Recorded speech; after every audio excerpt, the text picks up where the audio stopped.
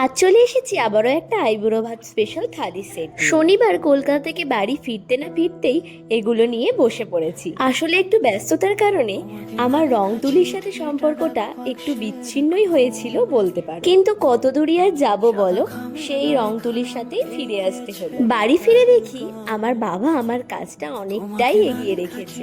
সমস্ত থালা বাটিতে সাদা রংটা করেই রেখেছে। তাই আমিও আর দেরি না করে শনিবার রাতেই ব্যাকগ্রাউন্ডে লাল রংটা চাপিয়ে রেখে দিয়েছি। তবে এবারে অর্ডারটায় আমার হাতে বেশ কিছুদিন টাইম ছিল, কিন্তু আমি আর দেরি করতে চাইনি। তাই পরের দিন সকালে উঠেই থালা বাটির ওপর ডিজাইন করতে শুরু করে দিই। আর হ্যাঁ, এইবারের কাজটা কাস্টমারের রেফারেল ছবি থেকেই করা। উনিই আমাকে বলে দিয়েছিলেন যে এইভাবে বানাতে, তো সেরকমই আমি বানানোর চেষ্টা করেছি। তোমাদের আমার এই কাজটা কেমন লাগলো অবশ্যই কমেন্ট করে জানিও।